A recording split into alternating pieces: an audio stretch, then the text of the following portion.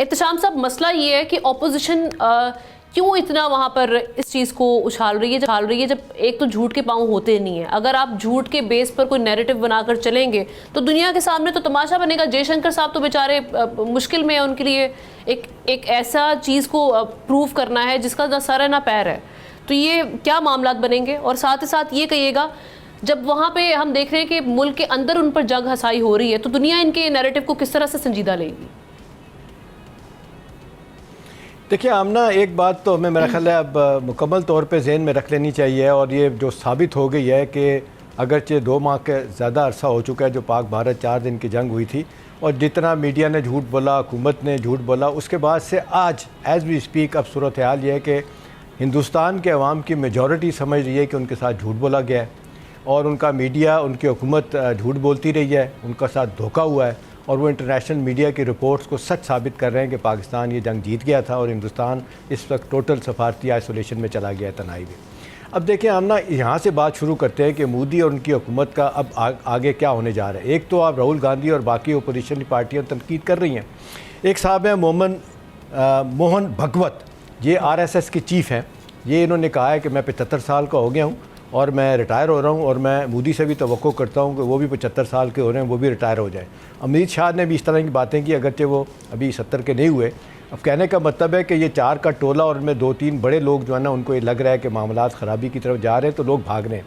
देखिए हम ना, एक बंदा है, उसका नाम है सुब्रमण्यम स्वामी, ये इंडियन आइडियालॉग हैं। इन्होंने ये कहा है कि जयशंकर का कंप्लीट फेलियर हुआ है। उसके बाद आप देखते हैं डिफेंस एनालिस्ट परवीन सामी हैं, उन्होंने कहा है कि ये हिंदुस्तान अपना जयशंकर का चीन का दौरा मुकम्मल तौर पर नाकाम हुआ है। देखिए अब लोगों ने जानना शुरू कर दिया है कि ये जब हालात आम तौर पे ठीक थे, कोई लड़ाई झगड़ा नहीं था, कोई कॉन्फ्लिक्ट था, उस वक्त तो बड़ी जिसको कहते हैं तामकाना अंदाज में एरोगेंस के साथ जयशंकर दुनिया के साथ डील करते रहे।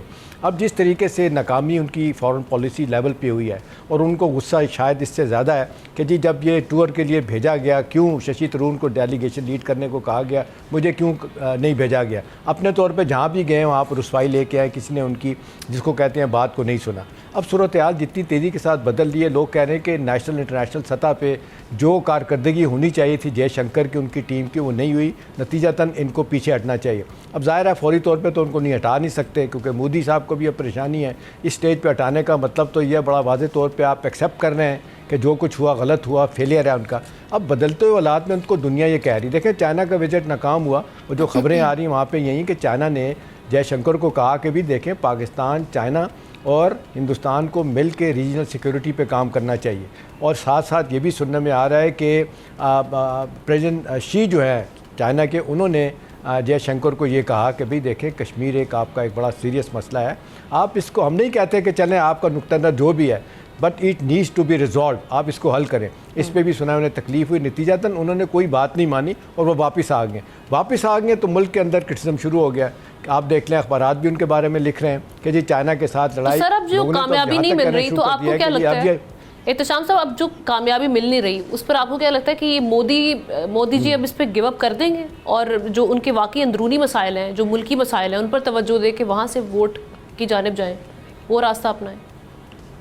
देखिए हम ना फौरी तौर पे तो कभी नहीं जाएंगे। अभी तो अब तक वही लगे हुए हैं। अब भी आप डिफरेंट जगहों पे कहते हैं ये जो आप ऑपरेशन संदूर है, इसमें पाज है, लोग कह रहे हैं कि शायद फिर कुछ मिस एडवेंचर करने की कोशिश करेंगे। लेकिन असल बात यह है कि लोगों के अंदर जो इस वक्त वहाँ पे एम्बेरसमेंट है, फ्रस्ट्रेशन है, नाउमीदी है, उसको देखते हुए तो ये नहीं लगता कि फौरी तौर पे कुछ करेंगे। हाँ, इनका ये इरादा है कि जो स्टेट्स के इलेक्शन हो जाए अक्टूबर में, गुजरात के होने हैं, उसके बाद बाकी जगहों पे, उसको देखने के बाद ये फैसला करेंगे कि इन्होंने क्या करना है।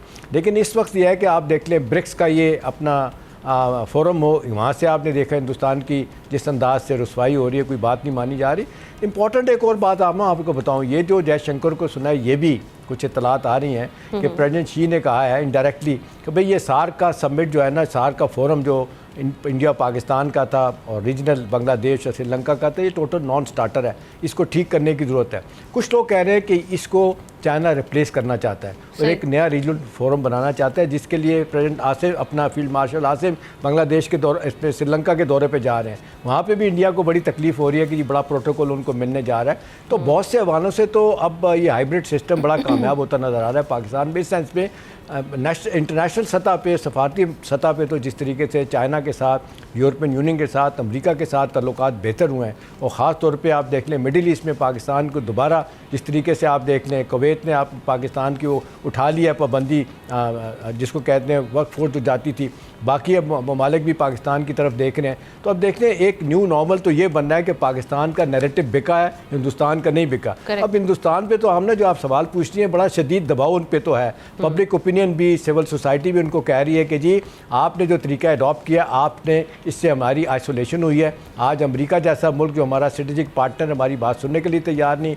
ब्रिक्स की मीटिंग में क्या हुआ देखें, जो अभी हाल ही में हुई थी रियो जेनेरियो में ब्राज़ील में, चाइना का प्रेसिडेंट नहीं गया वहाँ पे, आपने देखा रशिया का प्रेसिडेंट नहीं गया, ईरान का प्रेसिडेंट नहीं गया, और उनकी अपनी आवाम से भी उनको इसमें सपोर्ट हासिल नहीं है, वो भी इसको बुरा समझते हैं। ये कोई बहुत ही शिद्दत पसंद जो हिंदू हैं, सिर्फ वहाँ से उनको इस पे सपोर्ट मिल रही होती है। बिल्कुल ठीक, थैंक यू सो मच। वो भी तेजी के साथ आमना सपोर्ट कम हो रही है। बिल्कुल सही है। सब्सक्राइब करें और बेल दबाएं ताकि कोई खबर रह न जाए।